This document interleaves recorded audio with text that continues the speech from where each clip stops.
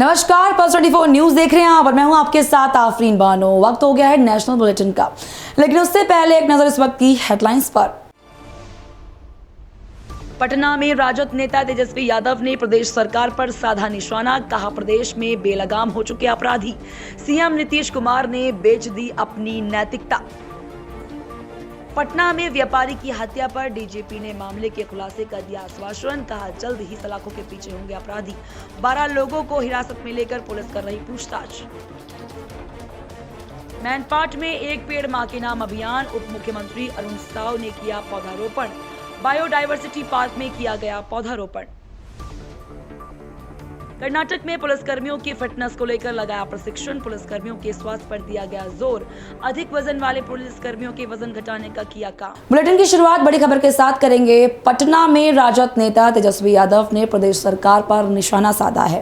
उन्होंने कहा कि प्रदेश में अपराधी बेलगाम हो गए हैं। सीएम नीतीश कुमार ने अपनी नैतिकता बेच दी है और अपराधियों ने उनकी नैतिकता खरीद ली है। ये अपने आप में बहुत बड़ा बयान है। आगे उन्होंने कहा कि इसीलिए अब तक मुख्यमंत्री ने बिहार में बढ़ते अपराध पर कुछ नहीं कहा है। देखिए, अपराधी बेलगाम हो चुके हैं। नीतीश कुमार जी ने अपनी नैतिकता को बेच दिया है और अपराधियों ने जो है इनकी नैतिकता को खरीद लिया है। इसलिए सत्ता में बैठे लोग जो हैं, अब तक मुख्यमंत्री जी सामने आकर के एक शब्द भी बिहार में बढ़ते अपराध के बारे में आज तक एक शब्द नहीं कहा।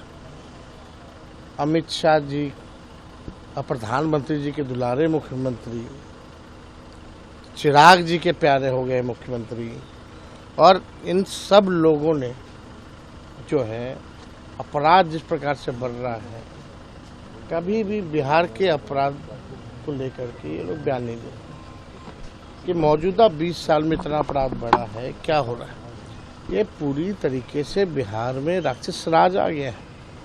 आखिर क्या हो रहा है?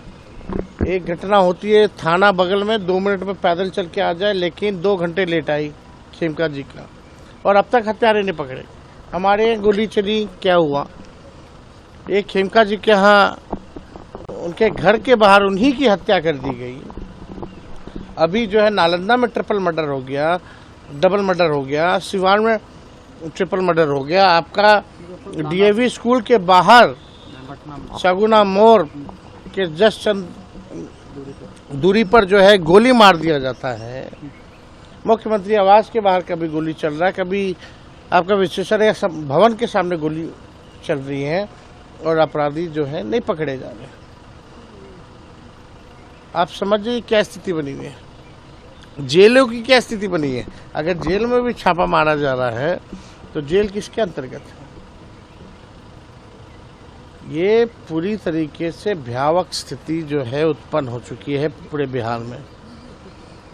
यहाँ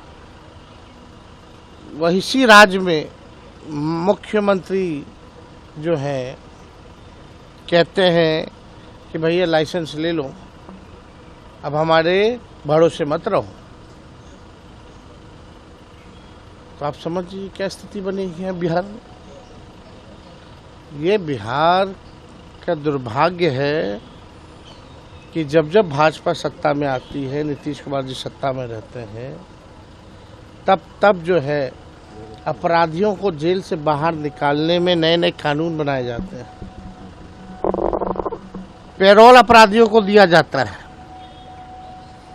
और जितना ट्रांसफर पोस्टिंग बिहार में हो रहा है, जो काबिल अधिकारी हैं उनको सेंटिंग, जो नॉन परफॉर्मर जो है पैसा देके डीके टैक्स देके जो आएगा उसका मेन जगह पोस्टिंग।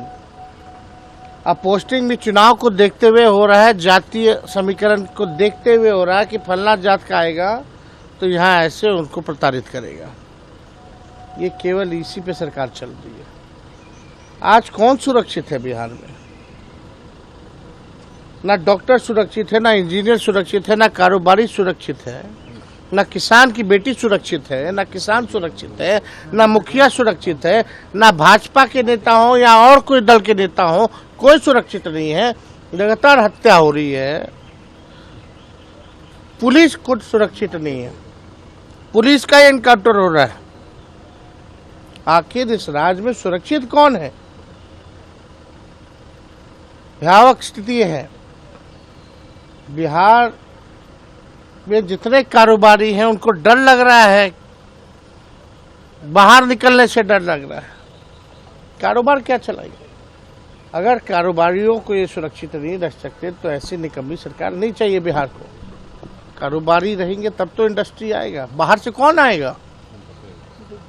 बिहार वाले को ही ये सरकार जो है अपराधियों को संरक्षण दी हुई है, बिहार के कारोबारियों को गोली से भूना जा रहा है। 5 साल पहले उनके बेटे को मारा गया, आज इनको मारा गया, अब तक कोई अपराधी नहीं पकड़ा गया। ये पाताल का रास्ता कहाँ से जाता है भैया? जरा पूछो उप मुख्यमंत्री से। भाषण देने में माहिर लोग हैं, पाताल से खींच के ले आएंगे। अरे 5 साल से क्या कर रहे थे? 20 साल से क्या कर रहे हो? इतनी घटनाएं हुई है, बताओ कहाँ गए थे तुम पाताल? पाताल जरा दिखा दे कैसा होता है। पटना के शहर के सबसे क्रीमी जगह गांधी मैदान से अपराधी गोली मार करके चला जाता है। ये बात ये लोग पाताल का कर रहा है। सब अपराधी लोग अपने घर में बैठा रखे होंगे। बिहार में पटना में व्यापारी की हुई हत्या के बाद सियासी गलियारों में भी हलचल तेज है और कानून व्यवस्था पर भी कई सवाल खड़े हो रहे हैं।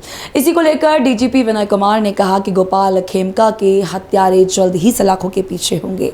लगभग 12 लोगों को हिरासत में लिया जा चुका है और पुलिस पूछताछ कर रही है। उन्होंने कहा कि हत्याकांड में शामिल एक भी आरोपी बचेगा नहीं। सारे पहलुओं पर पुलिस मामले की जाँच कर रही है। ERSS प्रणाली का ERV इसका बहुत ही महती योगदान है। जो हजारों लोग घायल होते, जिन 10,000 मामलों में उसको निवारित करने में सफलता प्राप्त की है। लेकिन इसका एक आयाम यह भी है कि ये इमरजेंसी रिस्पांस व्हीकल है। इसमें 2-4 लोग ही रहते हैं और इमरजेंसी रिस्पांस के लिए हम प्लाटून के स्तर पे, कंपनी के स्तर पे नहीं भेज सकते हैं, क्योंकि हमें इमरजेंसी रिस्पांस देना है। इमरजेंसी रिस्पांस के बाद फिर थाना की भूमिका और अन्य जो पदाधिकारी हैं वो सब घटना की संवेदनशीलता के अनुरूप वहां पर जाते हैं। लेकिन इसमें हमारी जनता से अनुरोध होगा कि यह आपकी सेवा के लिए है। आप जब आपात स्थिति में रहते हैं उस समय जाकर के इसको सेवा प्रदान करना है, घायल को इमीडिएटली हॉस्पिटल भेजवाना है और घटना को निवारित करना है। लेकिन इसमें जब 2 पक्ष लड़ रहे होते हैं, दोनों पक्ष से सैकड़ों लोग एक दूसरे के आमने सामने भिड़ंत की स्थिति में रहते हैं, वहां पर हमारी एक गाड़ी पहुंचती है ERV की और वो कभी कभी खुद हिंसा की चपेट में आ जाती है और छोटी मोटी झड़प हो जाती है। तो मेरा जनता से अनुरोध होगा कि आपकी सेवा के लिए है, आपकी सुरक्षा के लिए है, इमरजेंसी रिस्पांस के तौर पे यह जाती है। इसलिए इस पर किसी भी प्रकार की हिंसक कार्रवाई अपेक्षित नहीं होगा। हम लोग अपेक्षा नहीं करेंगे। जब आपकी सेवा के लिए है तो जो इमरजेंसी रिस्पांस व्हीकल है इस पर किसी भी प्रकार का उपद्रव करना इसके पदाधिकारियों के साथ ये अच्छा नहीं होगा, क्योंकि आपकी सेवा के लिए है। यदि वह वाहन क्षतिग्रस्त हो जाता है, यदि वाहन सेवा करना बंद कर देता है तो इससे आप ही को घाटा होगा और वह वाहन काफी समय तक हम लोग तुरंत नहीं दे पाएंगे, क्योंकि इसमें बहुत सारे ऐसे फिटिंग्स रहते हैं, बहुत सारी ऐसी व्यवस्था रहती है कि जिसको देने में समय लगेगा, क्योंकि किसी और वाहन से हम इसको रिप्लेस नहीं कर सकते। इसमें बहुत सारे यंत्र तंत्र लगे रहते हैं। तो हमारा जनता से अनुरोध होगा कि यदि इमरजेंसी रिस्पांस व्हीकल आपकी सेवा के लिए पहुंचती है, भले ही आप 2 पक्षों में झड़प कर रहे होते हैं, तो इसको सहयोग करें, दोनों पक्ष इसको सहयोग करें और इसमें किसी प्रकार की हिंसक कार्रवाई हमारे पुलिस पदाधिकारियों के प्रति नहीं होना चाहिए। लगभग लखनऊ में समाजवादी पार्टी प्रमुख अखिलेश यादव ने प्रेस वार्ता को संबोधित करते हुए सरकार पर निशाना साधा। उन्होंने कहा कि जानकारी मिल रही है कि पूरे प्रदेश के ट्रीटमेंट प्लांट बंद कर दिए गए हैं, नालों का पानी और गंदगी सीधे नदियों में डाला जा रहा है। अखिलेश यादव ने कहा कि बुंदेलखंड की नदियों को इतना खोद दिया गया है कि हर जिले में सड़क पर खेत के किनारे टीले बने हुए हैं। इधर मैं देख रहा हूं, आज भी एक अंग्रेजी अखबार में मैंने देखा कि कुछ लोग गोमती में उतर करके गोमती की सफाई कर रहे हैं। इससे पहले एक और अंग्रेजी अखबार प्रतिष्ठित था, उसमें मैंने गोमती को सफाई करते हुए बहुत सारे लोगों को देखा। जिस विभाग के अंतर्गत ये चीजें आती हैं, सफाई, नदियों की सफाई, नदियों का साफ सुथरा होना, उनके मंत्री को भी हमने देखा था कि पानी में कूद गए थे, और वो नहीं, उनके साथ अधिकारी, इंजीनियर सब लोग घुस करके और सफाई का प्रयास किया था, लेकिन सफाई नहीं हुई। इधर देखने को मिल रहा है और जानकारी मिल रही है कि पूरे प्रदेश के ट्रीटमेंट प्लांट बंद कर दिए इन्होंने, कोई ट्रीटमेंट प्लांट चलाया नहीं जा रहा है और सीधा सीधा नालों का पानी, पूरी गंदगी सीधी सीधी नदियों में डाली जा रही है। और इसलिए डाली जा रही है कि जिससे जानकारी न मिले कि आखिरकार नाले साफ हुए कि नहीं हुए, नदियां साफ हुई कि नहीं हुई हैं। जो बरसात का पानी आ रहा है वो सब गंदगी को लेके निकल जाएगा और इन पर आरोप भी नहीं लगेगा। वो बात अलग है कि बुंदेलखंड की नदियों को इतना खोद दिया गया, इतना खोद दिया गया है, किसी जिले में चले जाएं, हर जिले में सड़क पर, खेत के किनारे टीले बने हुए हैं, टीले लगे हुए हैं और ऊंचे ऊंचे टीले हैं। ऐसा लग रहा है कि कई पहाड़ बन करके आ गए हैं, एक एक महीने में पहाड़ बन गए, 2 महीने में पहाड़ बन गए। और उस बात में मैं नहीं जाना चाहता हूं, उस पहलू पर, क्योंकि हमें भी वही जरूरत पड़ेगी एक समय पर। अभी एक पार्टी के नेता ने आरोप लगाया है कि उसके खिलाफ 1700 करोड़ की वजह से साजिश हो रही है। तो वही 1700 करोड़ जो हैं उसकी वजह से टीला ही नहीं दिख रहा किसी को, टीले कहीं दिखाई नहीं दे रहे किसी को। और इटावा में एक अधिकारी का ट्रांसफर हुआ, 80 मीटर ऊंचा पहाड़ लेके चला गया संघ अपने, गोरखपुर के करीब 80 मीटर ऊंचा पहाड़, अब वहां है ही नहीं। अधिकारी ट्रांसफर हुआ, उसके साथ लगता है वो पहाड़ भी उधर ही चला गया गोरखपुर की तरफ।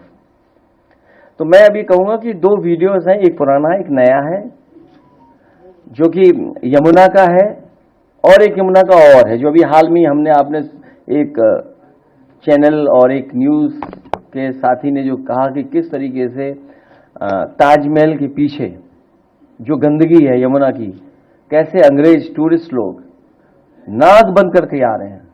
और मैं आपको याद दिलाना चाहता हूं, जब पहला भाषण हुआ था आगरा में बीजेपी के बड़े नेता का, उन्होंने यह भरोसा दिलाया था कि अकेला आगरा $1 ट्रिलियन की टूरिज्म इकोनॉमी पैदा कर सकता है। $1 ट्रिलियन की, केवल आगरा एक शहर $1 ट्रिलियन की।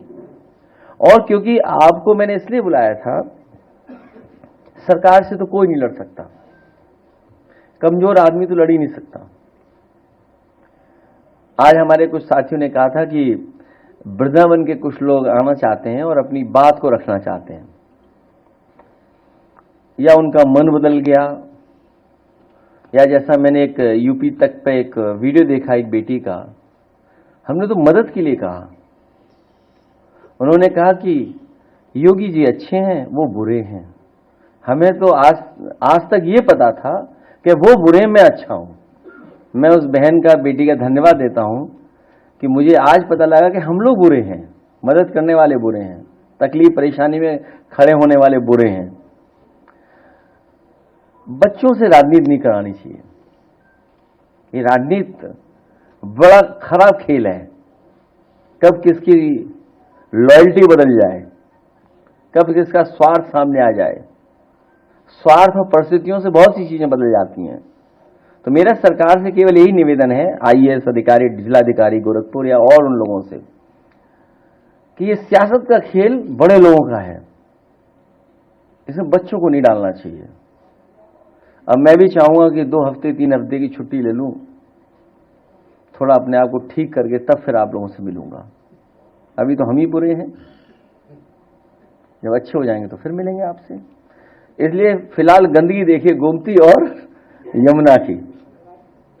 छत्तीसगढ़ के उप मुख्यमंत्री अरुण साव ने मैनपाट में एक पेड़ मां के नाम अभियान के तहत पौधारोपण किया। इस मौके पर अरुण साव ने कहा कि यहां हमारा विधायकों और सांसदों का 3 दिवसीय प्रशिक्षण होना है। इसका उद्घाटन राष्ट्रीय अध्यक्ष JP नड्डा करेंगे। शिक्षण में हम सभी विधायकों और सांसदों ने एक पेड़ मां के नाम अभियान के तहत बायोडाइवर्सिटी पार्क में पौधारोपण किया है। निश्चित रूप से हमारा विधायक और सांसद का ये 3 दिवसीय प्रशिक्षण यहाँ पर होना है। राष्ट्रीय अध्यक्ष जगत प्रकाश नड्डा जी इसका शुभारंभ करेंगे। मैनपाट जो हमारी छत्तीसगढ़ की बहुत अच्छी एक पर्यटन और प्राकृतिक स्थल है, उस स्थल पर यह हमारा 3 दिन का प्रशिक्षण होना है। प्रशिक्षण में आज हम सभी विधायक, सांसद वृक्षारोपण हम लोगों ने किया है। बायोडायवर्सिटी पार्क पे एक पेड़ मां का नाम अभियान जो प्रधानमंत्री माननीय नरेंद्र मोदी जी ने चलाया है, तो इस बायोडायवर्सिटी पार्क में हम सब लोगों ने वृक्षारोपण किया है। सर, मैनपाट प्रशिक्षण शिविर के लिए चुना गया है, एक तरीके से पर्यटन क्षेत्र में भी छत्तीसगढ़ को आगे बढ़ाया। हाँ, निश्चित रूप से पूरी दुनिया जाने हमारे मैनपाट का ये प्राकृतिक स्थल, और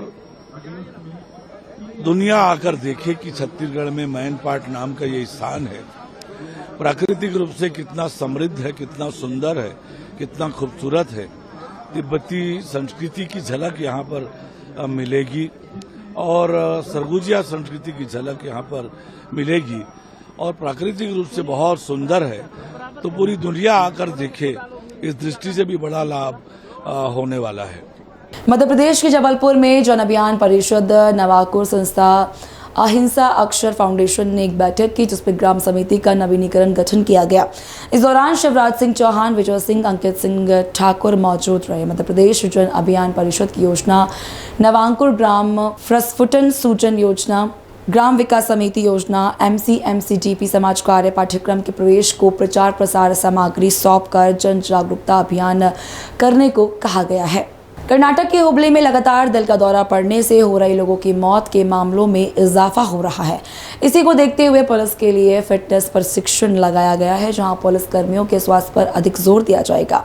हुबली शहर के CR मैदान में पुनर्वास शिविर में अधिक वजन वाले पुलिस कर्मियों का वजन घटाने का काम किया, जिससे पुलिस स्वस्थ रह सके। इस मौके पर धारवाड़ शहर के पुलिस आयुक्त N शशि कुमार ने मौके पर पहुंचकर चीजों का निरीक्षण किया और पुलिसकर्मियों से बातचीत भी की। ಪೊಲೀಸ್ ಇಲಾಖೆ ಒಂದು ಶಿಸ್ತಿನ ಇಲಾಖೆ ಆಗಿದೆ ಮತ್ತು ಪೊಲೀಸ್ ಇಲಾಖೆಯಲ್ಲಿ ಫಿಸಿಕಲ್ ಫಿಟ್ನೆಸ್ ಭಾಳ ಪ್ರಮುಖವಾದಂಥ ಅಂಶ.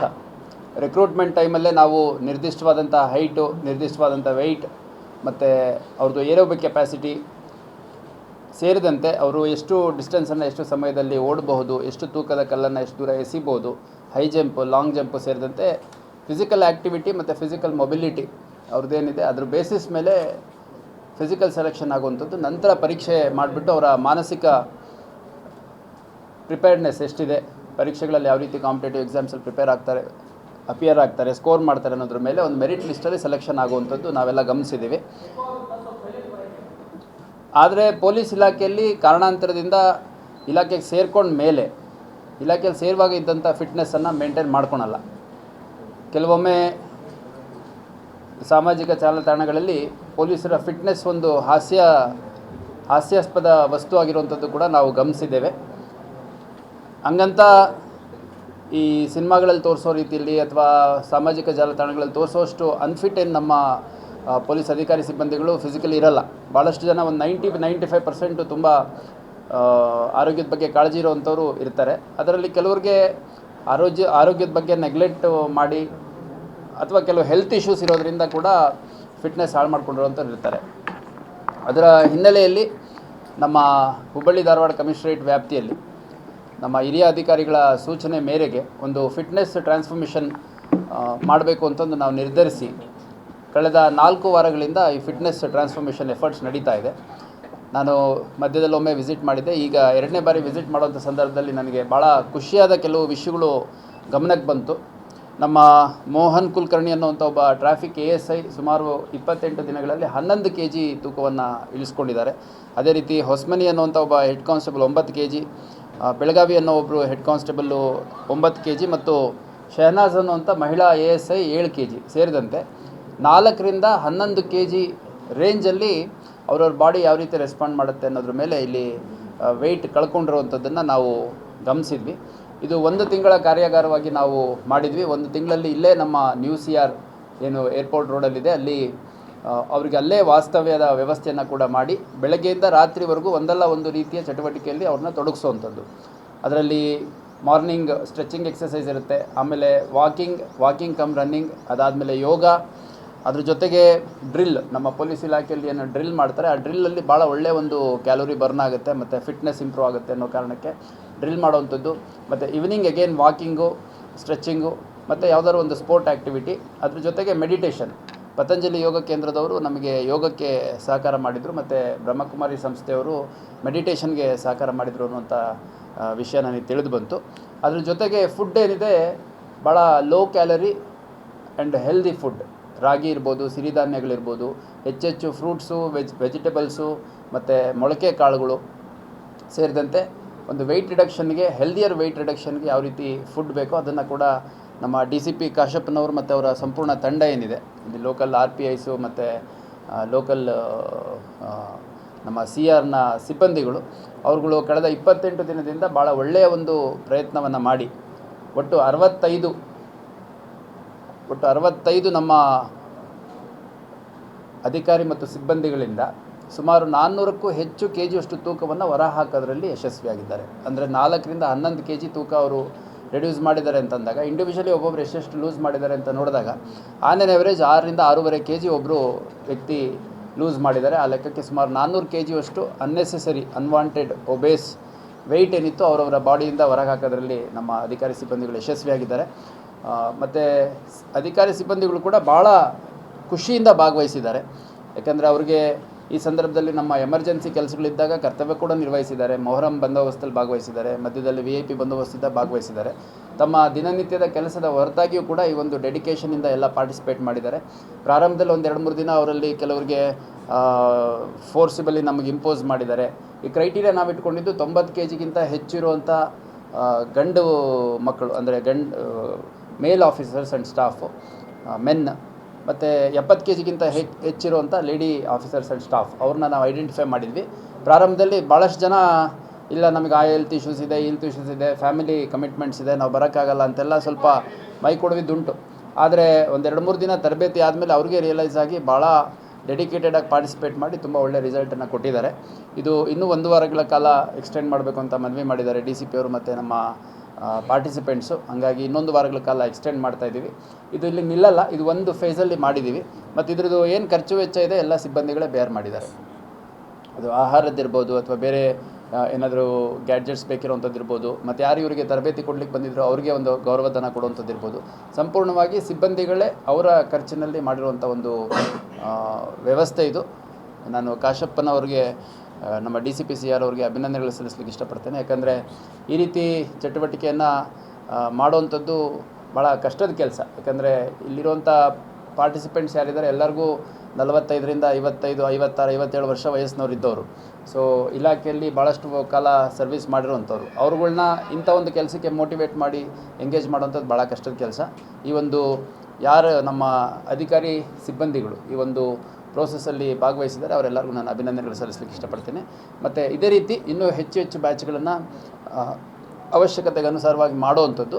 ಅದ್ರ ಜೊತೆಗೆ ಇವಾಗ ನಾನು ನೋಡಿದ ಮೇಲೆ ನನಗೆ ಅನಿಸಿದ್ದು, ನಮ್ಮ ಪೊಲೀಸ್ ಅಧಿಕಾರಿ ಮತ್ತು ಸಿಬ್ಬಂದಿಗಳ ಕುಟುಂಬ ಸದಸ್ಯರಲ್ಲೂ ಕೂಡ ಕೆಲವರಿಗೆ ಇದರ ಒಂದು ಅವಶ್ಯಕತೆ ಇದೆ ಅಂತ ನನಗೆ ಅನಿಸುತ್ತೆ.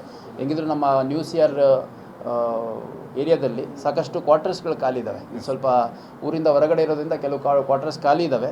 ಅವನ್ನು ಕೂಡ ಸಕಾರಾತ್ಮಕವಾಗಿ ನಾವು ಉಪಯೋಗಿಸ್ಕೋಬೋದು ಅನ್ನೋದಾದರೆ ಸಿಬ್ಬಂದಿಗಳ ಕುಟುಂಬ ಸದಸ್ಯರಿಗೂ ಕೂಡ ಇದನ್ನು ಎಕ್ಸ್ಟೆಂಡ್ ಮಾಡೋದು ಉತ್ತಮ ಅಂತ ನನಗಾದರೂ ಅನ್ನಿಸ್ತಾ ಇದೆ. ಯಾಕಂದರೆ ನಾವು ಭಾಳಷ್ಟು ಕಡೆ ನೋಡಿದ್ದೀವಿ, ಈ ನ್ಯಾಚುರೋಪತಿ ಸೆಂಟರ್ಸು, ನಮ್ಮ ಜಿಂದಾಲ್ ಸೆಂಟರು, ಈ ಧರ್ಮಸ್ಥಳದ್ದು ಸೆಂಟರು, ಅದರಲ್ಲೆಲ್ಲ ಪ್ರತಿ ದಿನಕ್ಕೆ ವಿತ್ ಅಕಾಮಿಡೇಷನ್ನು 2,000, 2,500 ಗಟ್ಟಲೆ ಇರುವಂಥದ್ದು ಗಮನಕ್ಕೆ ನಮಗೆ ಇದೆ. ಅದ್ರ ಜೊತೆಗೆ ಅಲ್ಲೇನು ತರಬೇತಿ, ಅಲ್ಲೇನು ಆಹಾರ ಪದ್ಧತಿ ಮತ್ತು ಅಲ್ಲಿ ಯಾವ ರೀತಿ ಟ್ರೀಟ್ಮೆಂಟು ಸಿಗುತ್ತೆ, ಅದಕ್ಕೆ ಸ್ವಲ್ಪ ಹೆಚ್ಚು ಕಡಿಮೆ ಆನ್ ಪಾರ್ ಸಿಗುವಂಥದ್ದು ಮೋಸ್ಟ್ಲಿ ನನ್ನ ಲೆಕ್ಕದಲ್ಲಿ ಒಂದು 7-8 ಸಾವಿರದಲ್ಲಿ ಅವ್ರದ್ದು ಖರ್ಚು ವೆಚ್ಚ ಆಹಾರದ್ದೆಲ್ಲ ಮುಗಿದೋಗಿರ್ಬೋದು ಅಂತ ನಾನಾದರೂ ಭಾವಿಸ್ತೇನೆ. ಸೊ ಮುಂದಿನ ದಿನಗಳಲ್ಲಿ ಅಗತ್ಯ ಬಿದ್ದರೆ ನಮ್ಮ ಪೊಲೀಸ್ ಅಧಿಕಾರಿ ಸಿಬ್ಬಂದಿಗಳ ಕುಟುಂಬ ಸದಸ್ಯರಿಗೂ ಕೂಡ ಈ ಒಂದು ಸವಲತ್ತನ್ನು ಎಕ್ಸ್ಟೆಂಡ್ ಮಾಡೋ ರೀತಿಯಲ್ಲಿ ನಾವು ಪ್ರಯತ್ನ ಮಾಡ್ತೀವಿ ಅಂತ ಈ ಸಂದರ್ಭದಲ್ಲಿ ಹೇಳಕ್ಕೆ ಇಷ್ಟಪಡ್ತೀನಿ. ಬ್ಯಾಚ್ ಟು ಬ್ಯಾಚ್ ಇರುತ್ತೆ. मध्य प्रदेश के जबलपुर में मुहर्रम का 10वां दिन, जिसे यौम अशुरा कहा जाता है, और ये दिन महत्वपूर्ण दिन है. इस दिन इमाम हुसैन की शहादत को याद किया जाता है, जो करबला की लड़ाई में शहीद हुए थे. यह दिन इस्लाम में शोक और बलिदान का प्रतीक है, जिसके चलते जबलपुर में ताजियों का जुलूस निकाला गया. साथ ही इमाम हुसैन और उनके साथियों की शहादत को याद किया गया. फिलहाल इस बुलेटिन में मेरे साथ बस इतना ही. मुझे दीजिए इजाज़त और आप देखते रहिए Pulse 24 न्यूज़. नमस्कार.